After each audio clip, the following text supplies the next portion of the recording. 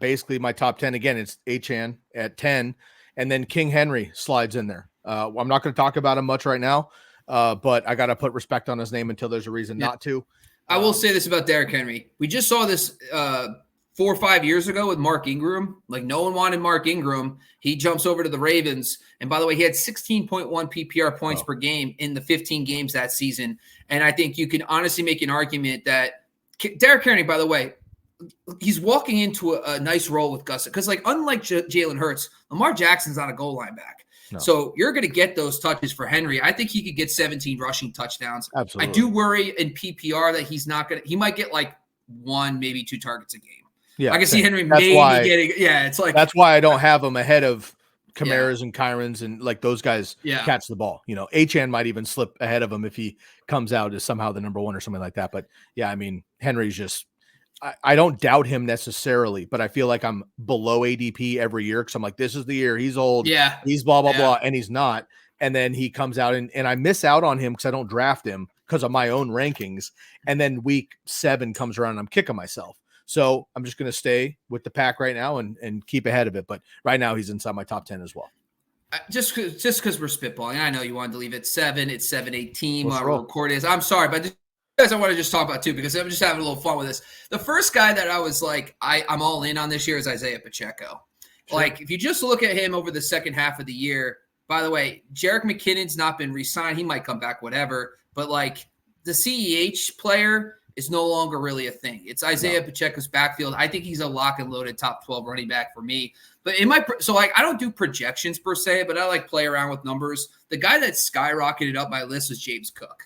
Like, so when if you look at James, I actually have him at 8th when it comes to fantasy points projected. I don't have him at 8 now in my rankings, but when I was going through this process, I was like, all right, let's James Cook. Let's get to James Cook. Because I had him at like 20 or something terrible, like not even a good number, like 15. But if you just look at the games like over the second half of the season, essentially when they turned the ball over to him and made him the full-time starter, because if you look at the early parts of the year, he kind of like – he was the starter. He was getting good looks. And I shouldn't even say that. He was getting the carries. But the running game didn't look good. And then they moved to their new OC, Joe Brady.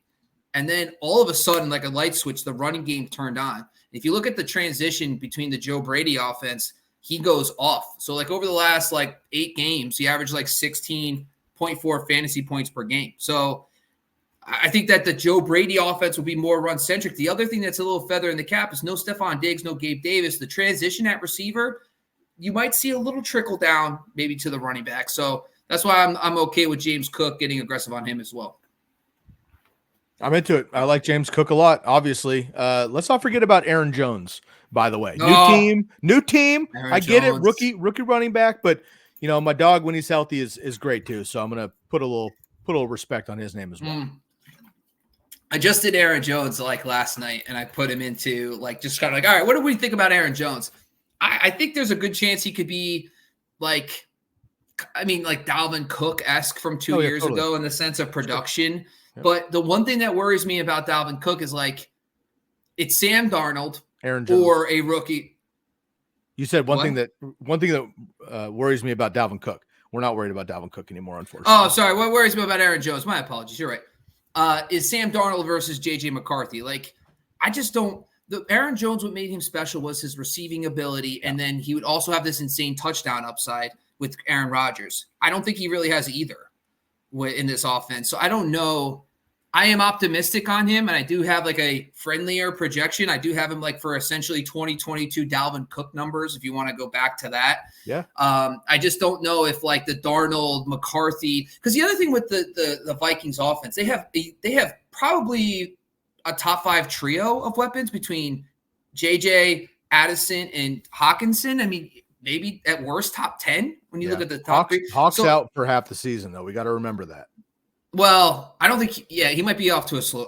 You think he's going to miss the first 8 games? I think he's going to be PUP minimum, which is the first 4, and then a slow start for the next month. Like, yeah, I mean, he tore his ACL like what was it, last game or last couple of games of the season. So I'm concerned about that. But nonetheless, you're right. Yes, when they're all healthy on the field, absolutely. And Jetta's just got paid, so he's going to be hyped. Although, you know, Jerry's going to give CeeDee Lamb more money just because, which I think is going to be funny tomorrow, but nonetheless. Yeah. So whatever. But either way, like I like Darnold. I'm okay with Sam Darnold, but if you just look at like the last 6 games of his Panthers tenure when he played really good football, like, you know, the running backs were like, you know, Chuba Hubbard and I know like Donta Foreman and Blackshear or whatever else. Yeah. Like I know it wasn't the murderer's row of running backs, but I just there is something about the situation where I gave him the Aaron Jones bump. I think where I have him ranked like 17 or something in running backs right now is actually pretty good. I've got him at 13. So it's just like, I don't know if it could be because I just don't think like I would have to see McCarthy as like, I don't know much about like the Michigan football thing, but like, I don't imagine, was he a check down to his running backs kind of quarterback? He seems like a big armed kind of guy. Yeah, he is. He is. I think it's more philosophy than player, though. You know, like Justin Herbert wasn't either at Oregon necessarily, and you have Austin Eckler. You have the scheme of the Chargers that welcomes that opportunity. All of a sudden, Justin Herbert's either throwing 65 yards or 3.5 yards, and I think especially for a rookie quarterback to get comfortable, JJ is going to do that. And we know that Aaron Jones is a multifaceted running back. So I think he's going to be great. I've got him at 13. I just can't decide what I want to do with Travis Etienne and Josh Jacobs, or he'd be in my top 12. Josh Jacobs. Yeah. I said this in the beginning. Over? I said this when it happened, and Styles and I have already talked about it at length. I didn't like Josh Jacobs because he's personally not very good. I still believe that. But that coupled with the Raiders being horrible makes him undraftable, in my opinion. The Packers offense alone, I don't give a hoot who you are. If you're in that offense with those weapons and what Jordan Love proved last year, and obviously the bell cow, AJ Dillon's just not it. The opportunity Josh Jacobs is going to get absolutely puts him in my top 12. And the one thing I always have had his back on this single thing, the one thing he's been really efficient at and good is scoring when he gets the opportunities. If they're down there in the red zone, they're giving him the ball. He's a big body back. He's strong. He's going to score. I like that a lot for him. Etienne could be a top 5 guy if he got the work of anybody else. I just don't know that the Jags are actually taking the steps we expected them to with Trevor Lawrence.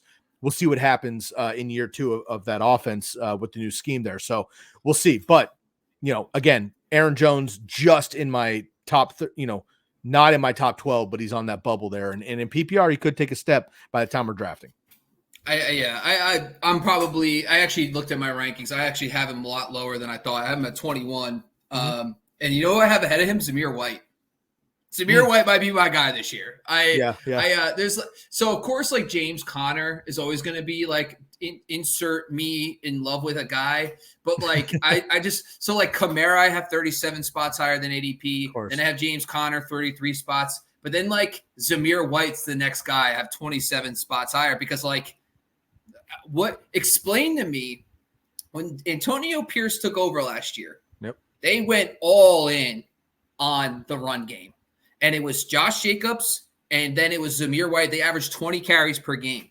Like, I don't look at the OC change and think, oh, they're going to move to the pass now. Like, God, I can't think of this. Luke Getsy is not like some, air it out kind of guy. He's going to want to run, like he was a running guy too. So, Zamir White was dominant down the stretch last year. Totally. So I think like, I don't know why. It just seems like kind of weird. Like and they only brought in Alexander Madison. So like, I'm like, why are we not excited for him to be like, I only have him at 20 or 21 or something like that for I've got him at 20 as well. Yeah. Like it just seems weird that I think a lot of it has to do with, it was such a small sample and like people don't, but like you have to think of the situation that he's walking into. Mm-hmm. Like, by the way, and Aiden O'Connell, he played with Aiden O'Connell last year. He didn't play with like Derek Carr. Like, so the quarterback play is going to improve, whether it's O'Connell or Gardner. So like, if it ends up being Minshew, like we saw with JT last year, he's able nice.